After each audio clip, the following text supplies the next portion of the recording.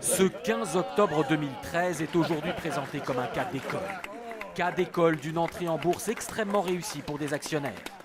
Cas d'école d'un service public bradé et ravagé par la privatisation, selon de nombreux contribuables. Plus d'un an après, le bilan de la privatisation de la Poste britannique déchire le pays. Quand le gouvernement Cameron décide de vendre l'un des tout derniers pans du service public, une entreprise vieille de 500 ans, il demande des estimations de sa valeur. La banque JP Morgan l'évalue jusqu'à 12 milliards d'euros. Pourtant, la Poste sera vendue à peine 4 milliards.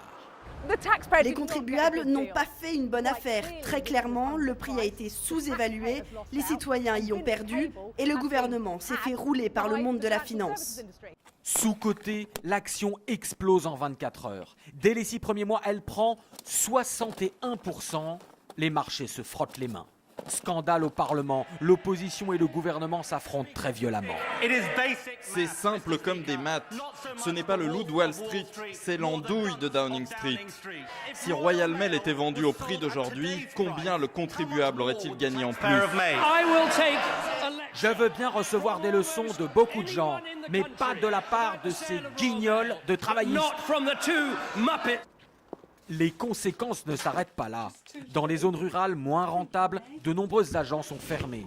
Et l'entreprise vient d'annoncer 3000 nouvelles suppressions d'emplois.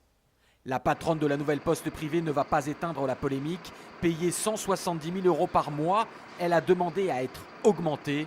Augmentation finalement refusée par ses actionnaires, tant le scandale est déjà grand.